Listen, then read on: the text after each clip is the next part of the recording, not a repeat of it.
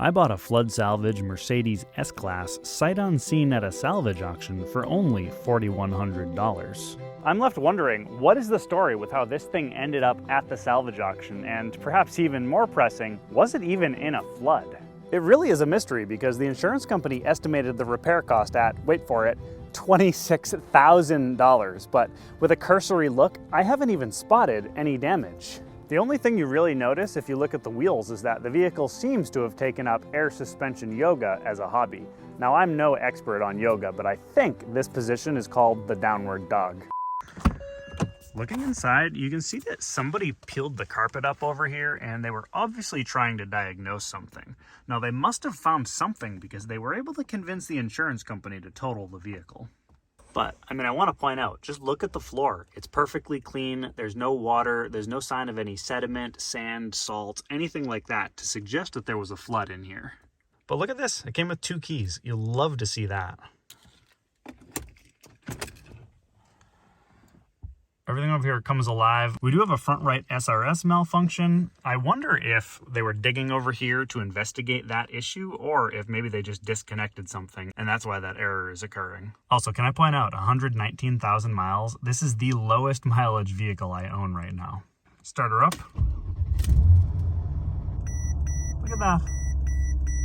Starts right up. And it sounds like it runs great too. There's the air suspension malfunction. That's expected. The engine sounds like it runs really well.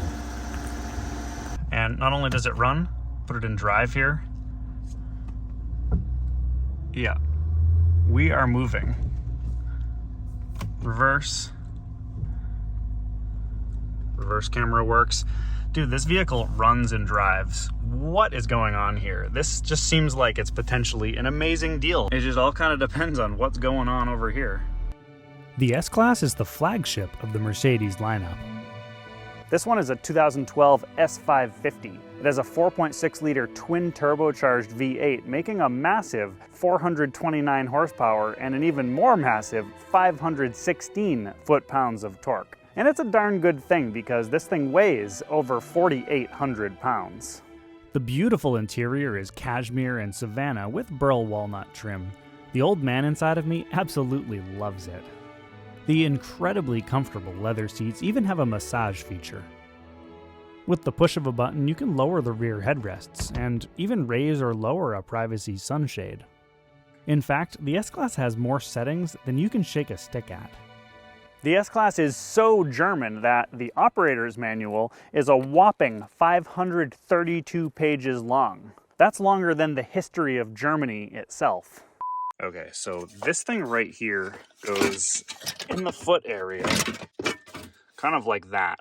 And it protects all these wires back here. And I also noticed there's a bunch of connectors here that are not connected to anything. And there's no place for them to connect to, so I think we're missing a module as well. Also notable is up here in this space, it looks like something's missing as well. Let's see what we have in the boot. We have the carpet. We got a lot of stuff in here. Lots of parts. Well, I see a blower motor, so that's one of the things that was removed. This looks like the module that was missing. I just gotta look up that part number and we'll see what it does.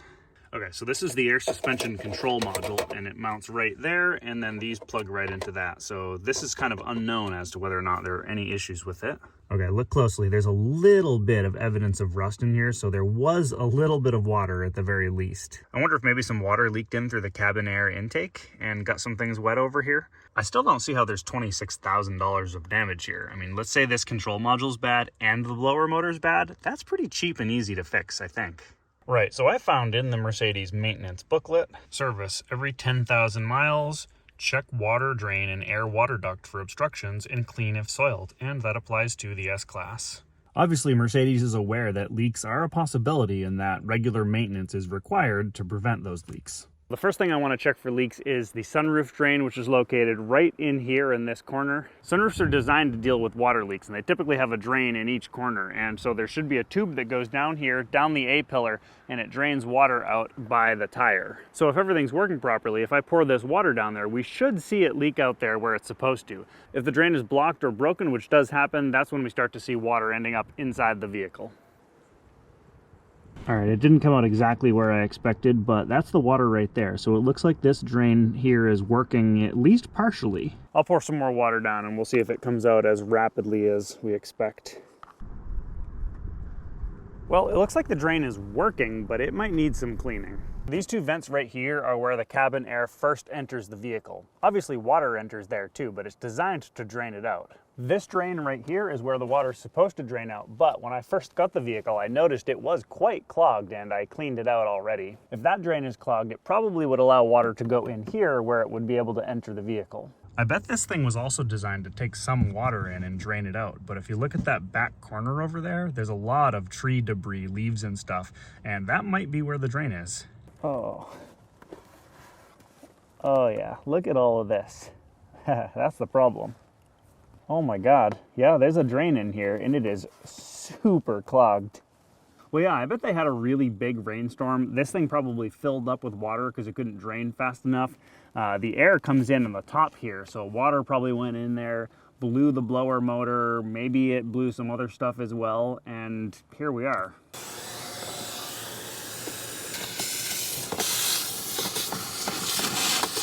All right, there we go. I think that should let water drain out now. Okay, I have the blower motor and the air suspension control module both plugged in. I'm just gonna give these guys a chance to see if they wanna work. Auto. Blower is doing things. Manually set the blower speed. Yeah. Okay, the blower seems to work actually. Maybe it's just the air suspension control module that's having issues. Here it does still say air suspension malfunction, but I'll get my scan tool out and see if I can communicate with it. Well, I got out the Mercedes laptop so I can see if I can communicate with the air suspension control module. Yeah, this is really weird. It will not communicate with the vehicle. I'm wondering if maybe the air suspension control module is behaving badly or something over the CAN bus and it's preventing communication. That's very possible. I guess I should disconnect it and see if that fixes the problem. Well, after disconnecting the control unit, I was able to get my computer here to communicate with the vehicle, so I think that definitely suggests that there is a problem with the air suspension control module. No surprise there.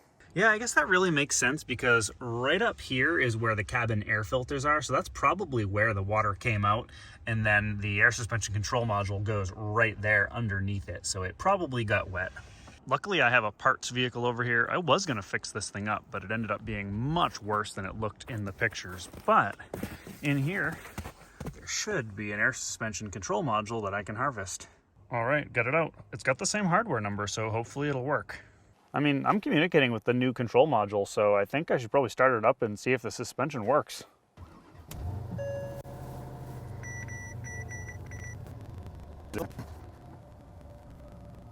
Would you take a look at that? It works. Now I just gotta reassemble all this crap in here and that should get these warning messages to go away. Don't go anywhere though, because we're gonna get this thing on the lift and see what it looks like underneath. The reinstallation was definitely a bit of a puzzle with this vehicle being so complex, but I did manage to work it out.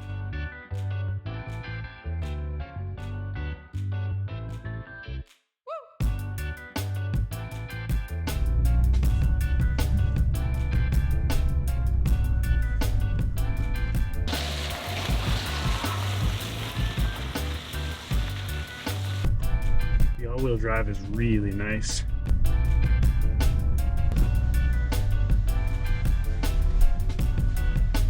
Do you guys see the ambient lighting in this cabin? It's really nice looking.